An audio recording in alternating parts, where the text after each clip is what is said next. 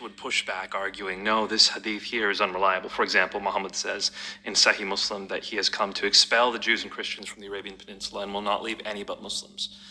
That doesn't sound like the Muhammad I knew, so I said, well, that can't be a reliable tradition. And then another tradition from Sahih Bukhari, which says, I have been ordered to fight people until they testify that there is no God but Allah, and only then will their lives and their property be saved from me. And this is from the most reliable collection of hadith, Sahih Bukhari. And so I said, no, that can't be reliable either. And as you continue, you find Muhammad beheading multiple hundreds of men at the same time. You see him distributing those men's wives and children into slavery.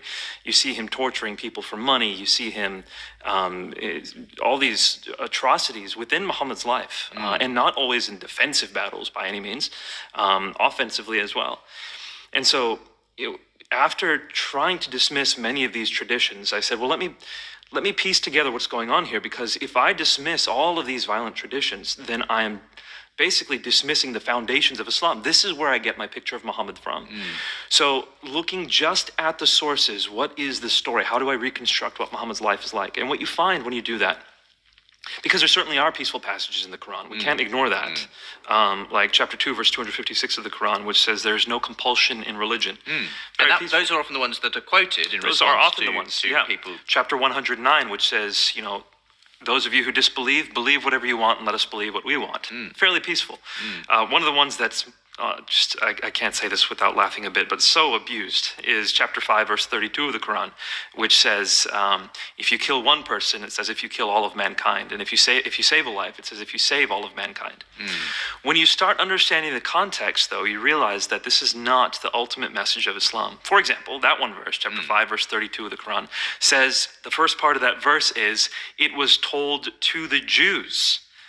If you kill one person, it says if you kill all mankind, if you save a life, as if you save all mankind. And we do. We find that in Tractate Sanhedrin of the Babylonian Talmud. I see. It's not in the Quran, it's not a teaching for Muslims. The next verse is the teaching for Muslims, which says, if anyone creates mischief in the land or strives against Allah or his messenger, crucify him or kill him. Right, a very different message. Exactly. Okay. So you start getting the context. And what you find is, in the first 13 years of Muhammad's prophetic career, he lives a peaceful life. He has about 100 followers by the end of that time, not that many.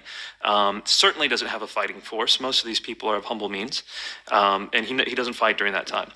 But then he's given rule over a city. An entire city gives him the right to be arbiter. From that moment until his death, approximately 9 to 10 years, he personally participates in or deputizes 86 battles.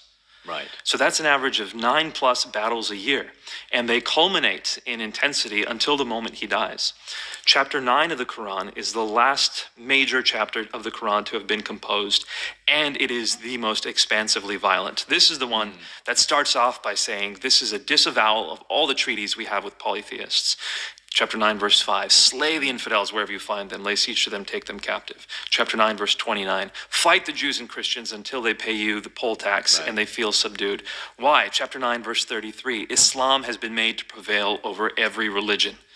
So, I mean, chapter 9 is the most violent. It's the culmination of the Islamic message. It's the marching orders that Muhammad leaves Muslims with, which is why when he dies, Muslims conquer 1/3 of the known world within 150 years. Right. These were the By messages. the sword. Well, it's complex. Once again, they would tell places, if you do not convert, then you have the option to pay a tax, and if you don't pay that tax, then we will fight you. The jizya. Exactly. Yeah. So it was expanding into territory. The first option people were given was conversion. The second option was paying a tax, and if that didn't happen, then it was by the sword.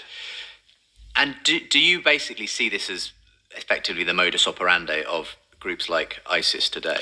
Well, this has been the classical understanding of Islam up until the fall of the Ottoman Empire. No Muslim really ever had qualms with it. It's what it was, and this is the means through which Allah had given Muslims dominance around the world.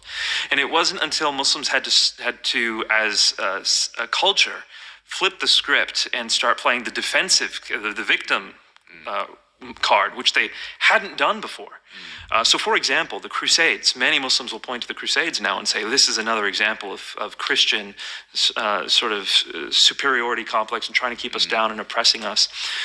The Crusades were never even discussed in Islamic literature. There was no Muslim or Arabic word for Crusades until Christians came up with one in the 19th century. Okay. It just wasn't a part of the Islamic mentality until the Ottoman Empire fell, the Islamic world started losing its power, and then these discussions started happening. And that's why you don't hear the phrase Islam is a religion of peace until the 20th century.